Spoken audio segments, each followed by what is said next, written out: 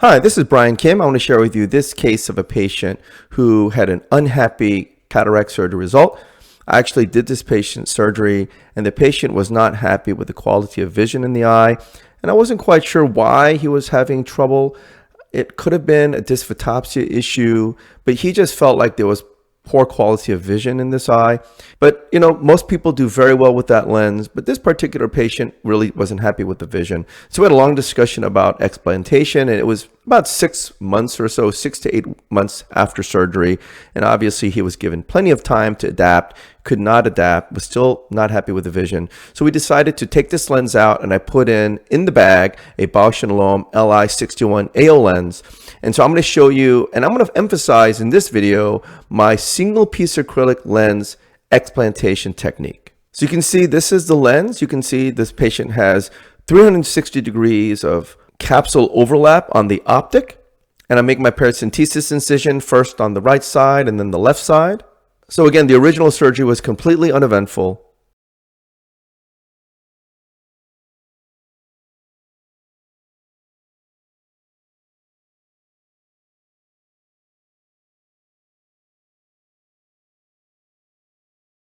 That was some intracameral epinephrine. And this is some dispersive viscoelastic. And I'm using the Fram IOL Exchange capsule dissector. And so I push with that cannula to fill the anterior chamber. And then I make my main incision. And this is the 3/0 blade here.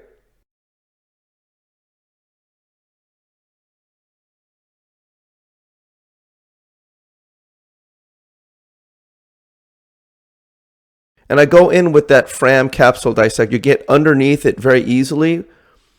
And I'm able to push the dispersive viscoelastic, getting underneath the capsule, the anterior capsule, and just gently trying to tease off the capsule from the optic, and also trying to separate the anterior and posterior capsules.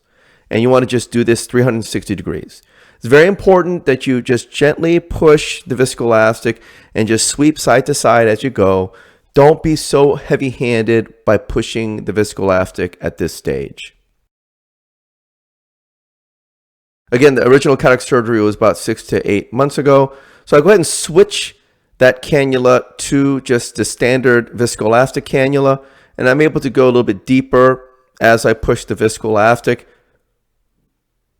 I just feel good about using this cannula. Of course, it's smooth, it's not barbed. And so I'm able to sweep very confidently, pushing again the anterior posterior capsules as I go around 360 degrees. And this is the Sinskey hook. I'm going to go ahead and very gently lift the contralateral haptic up. You want to grab the haptic and then tuck it in. Again, very easy. Was not really stuck to the bag at all.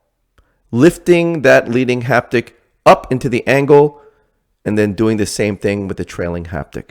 And so here, this is the first key. You want to make sure that the posterior capsule is pushed back with viscoelastic because you don't want to accidentally cut it. And then now I'm going to orient the haptics in such a way that I'm going to cut close to that right side haptic. I'm going to cut next to the right side haptic, but I want to cut just to the left of the haptic. Okay, so right there where I'm cutting, I intentionally cut the optic right there. So I'm bisecting the lens in half. And why is that? Because look, the way the right hemi piece of the lens is going to cause the haptic to collapse on itself.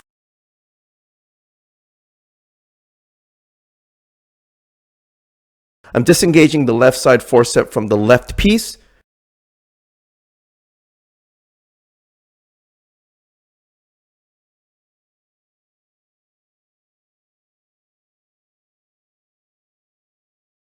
Position the lens, grabbing the cut edge of the optic, shielding the cornea with the forceps on the left hand, and the haptic collapses on itself. This side is going to basically be the identical appearance to that first piece, but I have to rotate it 180 degrees.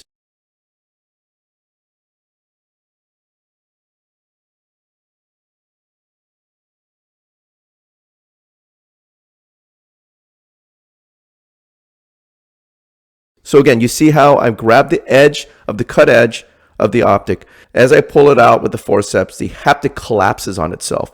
You don't want to pull when the haptic is angled towards you. Then it's going to act like a fish hook. So you want to make sure that the haptic is able to collapse on itself.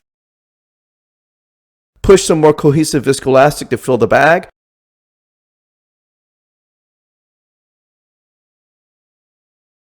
And then pushing this botulinum injector all the way in to the hub. Push some more viscoelastic in, making sure the leading haptic goes into the bag. Very slowly inject the optic. Again, this is the 3.0. This is the larger injector.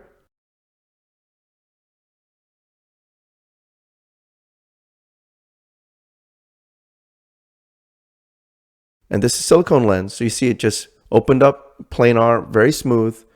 It didn't really blow up very aggressively and quickly because this is that larger cartridge. Some people deliver the trailing haptic together in one maneuver, but I didn't feel comfortable doing that, so I go ahead and dial the trailing haptic with the Maltzman. Here we get the surface of the eye, go underneath the lens. And again, this is a 3.0 incision, so I'm using the purple sleeve, which is a better fit for this. I'm going to have less anterior chamber collapse. I'll be able to remove all the viscoelastic with a good chamber. So again, like I was saying, the technique for explanting a single piece of acrylic lens is make sure, obviously, the lens is fully disengaged from the capsular bag.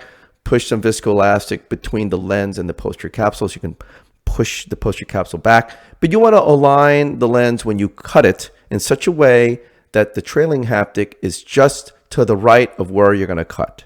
And when you do it that way and you bisect the optic in half, then when you grab the cut edge of the optic, the haptic is going to collapse on itself just the way the angle is.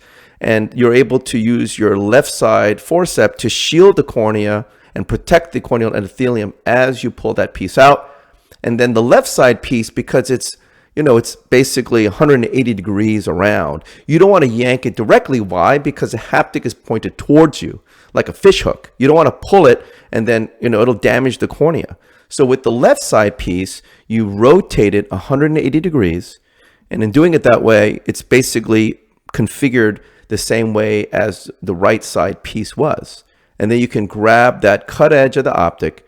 And again, because of the way the haptic is oriented, 180 degrees after you rotate it, it's going to collapse on itself. You can shield the cornea with your second instrument on the left-hand side, and then the piece comes out really easily. So again, that's my very simple, easy way to cut out a single piece of acrylic lens and bisecting it and positioning it in such a way that when you pull it out, the haptic collapses on itself. And to me, when you cut lenses out, it's very important to be strategic on where you're going to cut. And if you do it the same way every time, it's not going to be a dramatic experience or a traumatic experience, because you're not going to damage the iris, you're not going to damage the bag, you're not going to damage the corneal endothelium. This patient ended up very happy with the vision. The visual quality issues were gone, the aberrations were gone, and he was very happy. So I hope this was helpful to you, and I thank you for your attention.